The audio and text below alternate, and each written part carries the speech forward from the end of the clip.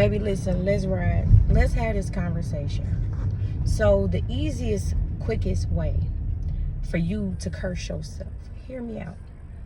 We curse ourselves and we don't even know it. Let me explain. So, fellas, just because somebody's wife, she come to you and she tell you, he not satisfying me in the bed, I'm not satisfied, does not mean you have permission to please her just because he can't. Sis, just because this man tell you, this man tell you he divorcing his wife and they ain't working out, and he don't want to be with her and he don't love her, but they just live together, does not mean you have permission to date him. He's married.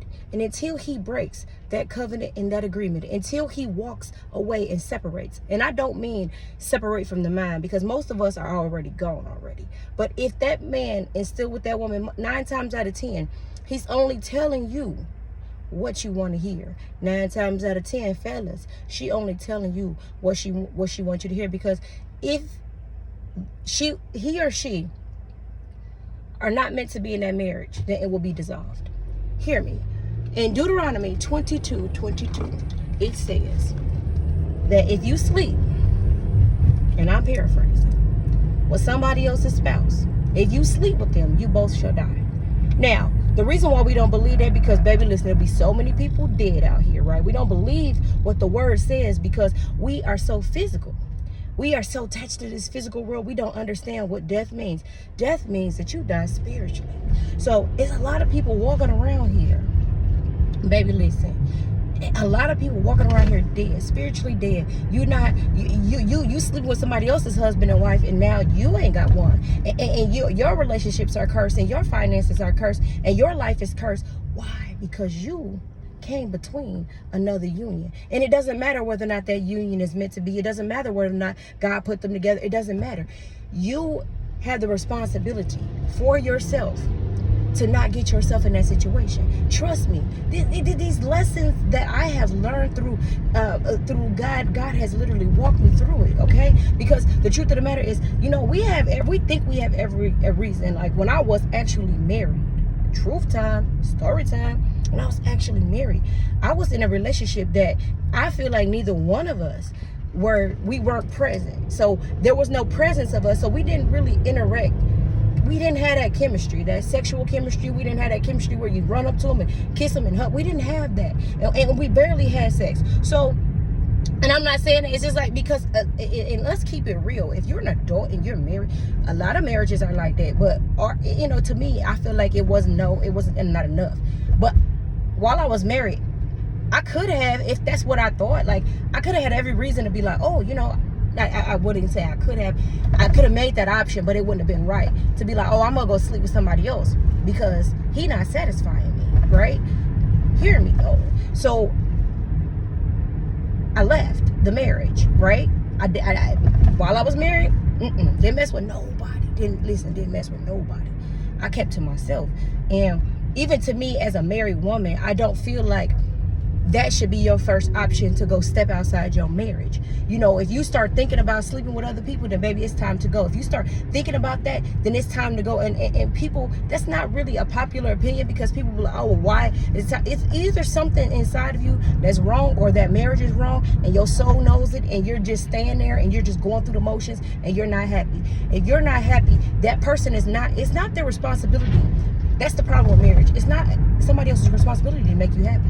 Happiness comes from within. Contentment comes from within. So if you're lacking something, you automatically want to blame your spouse. You automatically want to blame your husband, your wife, and it's you. It's you that's the problem. So lesson learned. Hear me, because I can tell you better than I can show you. I can show you better than I can tell you. But listen, you know what I'm trying to say. So basically, when I left the marriage, first thought in my mind was, listen, I ain't had sex in a long time. I haven't been pleased in a long time, because it is hard for you to be pleased in a relationship that is toxic. It is hard for you to, and hear me, this ain't about him nor me. Listen to me. Sex ain't really fun when you ain't got no money, and sex ain't really, I'm just thinking about relationships. Sex ain't really fun when there's toxicity and you don't really want to come home, and there's anxiety and there's depression. Sex ain't really fun in those things. You know, things are fun when you are free. You know, when you're in bondage, you know, it's like being in jail. You're like, that's not fun, you know. And so when you're in a bondage, those things don't even, you know, they're not fun to you. So it's not that other person, it's just because y'all not feeling each other. When you ain't feeling each other, you ain't touching. Duh. You know, it's just automatic. So hear me. So when I left, first thing on my mind was, hey, I'm about to go do this. Listen, this, baby, listen. But my disobedience to God, it put me on a path that I was supposed to be on, which is why we can't be mad at the mistakes or the decisions that we make. Because, baby, listen, it happened for a purpose. See, God will allow things to happen. But in that happening, you're supposed to learn from it. So what happens is, even though I was out of that marriage, even though I was gone, when you step into another situation and you step into another scene and you allow somebody to be with you on a physical level, you cursing them. See, we don't understand what we're doing. We curse that person and we curse ourselves. And no, there's not a physical death. There's a spiritual death. Now, when God says, listen, when you have to die to yourself daily and die to the flesh, then God will give you a new life. See, we don't understand the spiritual connection that we have to our bodies, to our spirit, because nothing's sacred anymore. It's like, I want this, I'm going to go get it. Just because you're not getting satisfied, just because you're not getting pleasure. See, the pleasure that I was seeking, the pleasure that I was looking for, see, God sat me down real quick. He sat me down real quick. He was like, sis, baby, listen, that you know, you thought that's what you were looking for. You thought that that's what you were missing in your marriage. And the truth of the matter is, you were missing me. You were missing yourself. You were missing the love that you weren't giving you. So you go out and you go try to seek these things. And whatever you're seeking, you will find it. You'll find it. If you're looking to sleep with somebody, you'll find it. If you're looking to be satisfied, you'll find it. But it's temporary. See, we mess up our lifetime for temporary pleasures. And if you're married and you're not being satisfied, go to the source. Go to the root of that problem. Is it you or is it that marriage? Because if it's that marriage, baby, listen, talk to God about it. I ain't telling you what to do. Talk to God about it. When you seek an answer from God, God said, ask and you shall receive. See, we're asking everybody else, and we're going to our girlfriends and our best friends and our boyfriends and things like. See, the truth of the matter is, you really need to marry your best friend. Hello, we're not marrying our best friends.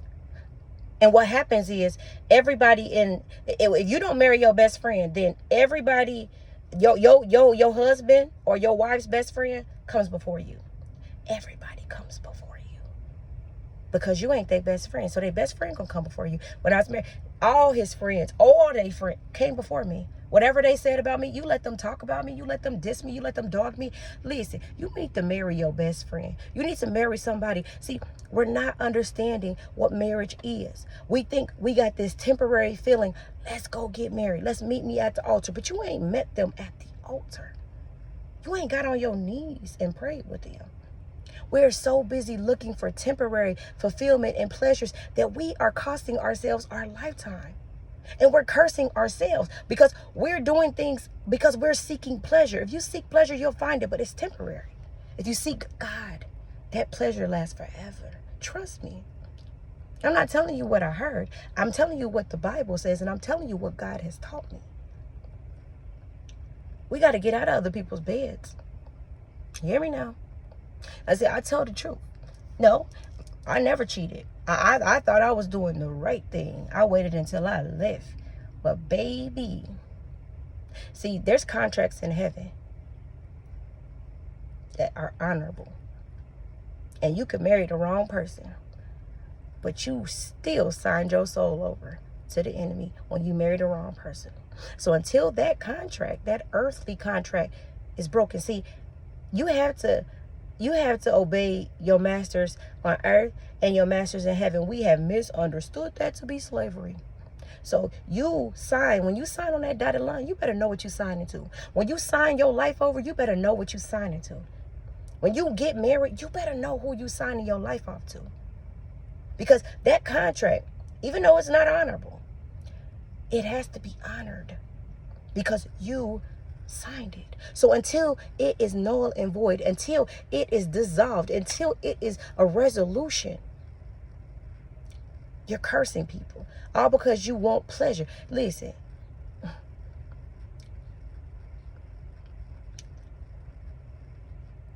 Listen. Sister, can you hear me? Brother, y'all all right? Can y'all hear me? Because the truth of the matter is we're dying, and I am not talking about a physical death, because it be so many people. Look, drop, y'all, baby, as you listening to this message, you would drop dead because of sleeping with somebody else's spouse. This isn't judgment. This is correction. You got to stop sleeping in other people's beds. If that man don't want to be with his wife, let him show you them divorce papers. If that woman don't want to be with her husband, let her show you them divorce papers. And I mean, signed, sealed, delivered, before you ever come into covenant agreement. And even, let's go a little step further. Stop seeking to please people, because that's exactly what we're doing when we get in people's beds. That sexual pleasure is temporary. You're going to need another fix. You're going to need another person. You're going to need another fix. It's like a high. It's an addiction. And the reason why you're addicted to having sex with other people is experience. It's like, I gotta have it again. It's a high. We talk about drug addicts, but that's your drug. You need somebody else. You need this person. You like the sneakiness. You like the deviance. Deviance is the devil. When you like to sneak around and have sex, it's fun when you sneak, right? It's fun. It is. It's fun. But it ain't right. And it kills the soul. It kills the relationship. It kills your connection to Christ. And God is saying, listen, disconnect from those relationships. Disconnect from those connections. Disconnect. Because Deuteronomy 22 tells you, you're going to die. You're going to suffer. You know, everything be connected. Look, what they say, Michelle K. What's her name say? K. Michelle.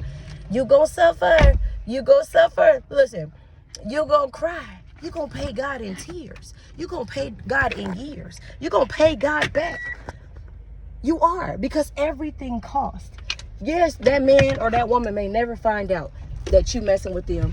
And then if they do, because what comes out in the dark, what goes on in the dark comes in the light. And we don't understand that. You're going to suffer. You're going to pay those years in tears. You're going to pay that time back. And if you're willing to pay the cost, baby, keep on doing what you do. I ain't here to judge you. I'm here to teach. I'm here to love you. I'm here to correct you. Show you the right direction and get you to understand why your life and your blessings are on hold. Why your destiny is being held captive from you. Why your wife ain't showed up. Why your husband ain't showed up. You can't sleep with other people's husbands and think God gonna bless you with one. Baby, that's just not how it works. It just don't work. Baby, listen. It just don't work like that. Because how you got him is how you will lose him. And that's exactly why God will separate you. See, yes, that may even be your husband and your wife. That's who you're supposed to be with. But God will separate you, because until he clears that division, until he clears that karma, that credit, that debt that has to be paid. See, God will detach you so that you're not attached to somebody or something that is going to cost you your soul. So God will separate y'all. Keep y'all apart so that debt can be paid, so that you don't have to pay the price for somebody else's debt. Baby, listen to what I'm saying to you. I ain't telling you what I heard. I'm telling you what I know. We connect ourselves to people and we don't understand that you're going to pay. You're going to suffer. You're going to cry. You're going to pay that debt back. You're going to pay that debt back. And so when God separates you from that situation, or God pulls you away, so if your heart is tugging at you to pull away from that situation that you're in, or you're messing with somebody else's wife, messing with somebody else's husband, baby, just don't do it. Even if it feel right, if it feel good, if you love see, most of the time the crazy thing is we're married to people that we're not supposed to be married to, because that was the lesson. Go back and watch the lessons from the very beginning, because the first marriage is usually the curse. Okay, and so we're laying next to somebody else, but we're laying in somebody else's bed, in our bed, but somebody else is in our head. We love the sneaky link, but we're married to the wife and the husband. If that's the person you're supposed to be with, you better ask God so that God can separate and take you away out of that, because you'll never be happy messing with two people. God ain't gonna honor that. He's not gonna bless that. God don't bless no mess. He's not gonna bless that. If he never told you to marry that first person in the first place, you need to go to God about that, because he'll there's always, read Exodus, there's always an exit, there's always a way out. But most of us continue to stay in that misery because we don't want to leave, and we don't want to do the hard part, and we don't want to do what God asked us to do. And you can't jump from one bed to the next and think that that's going to work. Nope, you got to stop that connection. You got to disconnect, you got to separate, you got to heal before you ever get into another situation, because then you'll mess up the situation that you're supposed to have with the good person, the person that's for you. That's why God separates us. And we don't understand that, because we're trying to tell people how to live. We're trying to tell people what to do and how to be. And, oh, you ain't supposed to get a divorce. It's better to bury to burn. You're in a marriage that you're burning because you're having sex with everybody but your wife. You're having sex with everybody but your husband. There's no connection there. And if there's a disconnect, you need to go back to the source and connect again. Because a lot of marriages are repairable. We want to throw things away that's not supposed to be thrown away. We want to throw people away as if they like true love, real love goes the distance. Unconditional love is not. As soon as I'm mad at you, I'll leave you. As soon as you do something to hurt me, it's over. That's not how it works. But if that marriage was not put together by God, there is no God in that marriage, then baby, by all means, you got to do what God tell you to do. That's my story. I'm sticking to it because I know God, and I know what he delivered me from. I was in the wrong space, in the wrong time, in the wrong house, and time again I was shown that, but I kept on ignoring the signs. I kept on ignoring God's voice. I kept on ignoring it, and it caused me death. I was dying. I was miserable. I was fat, and I say that not to be against, like, I don't like name calling, but that's how I felt. I was obese. I was heavy, spiritually, physically, and emotionally, and those things were killing me because I was in the wrong place with the wrong person. But don't just kill your future by trying to run away from a situation that you're in and try to escape, because that's what we do. We use television, we use social media, we use all of these things, drugs, we use sex, we use all these things to escape for a moment. It's temporary. It's not substantial. It's not going to heal you. It's not going to deliver you. God can, though. God can deliver you. So while you are contemplating jumping from your situation to a next, in the middle, let you be separate from everybody. Go take some time to heal, baby. Because when you heal, then you'll know what real love is. Most of us don't. Listen, we don't know what love is. We don't know what relationships are because we never had one with ourselves, let alone another person. Our parents didn't even, if you were born into a house, and there's only two ways to come into this world. You're born, the seed is either love or hate. And it sometimes seems like it's a little bit of both, but in between, but love and hate can't reside together. So a lot of us are being born to parents and relationships that our parents really don't like each other. So their seeds are not on foundations of love. And if your relationship and your situationship is not based on love and founded in love, baby, it's just not real. It's not real. Listen, get real. Talk to God before you jump in somebody else's situation, somebody else's bed. Because, baby, listen, it's the easiest and quickest way to curse your future, and the enemy knows that. Hence why there's temptation all around you. Before you get married, be sure you're ready. Because if you're not ready, you will be tempted by the devil. You will be tempted by the enemy to curse the rest of your future. See, the enemy wants your future. He don't care about now. He wants your future. Pay attention. Wake up. God loves you, and so do I.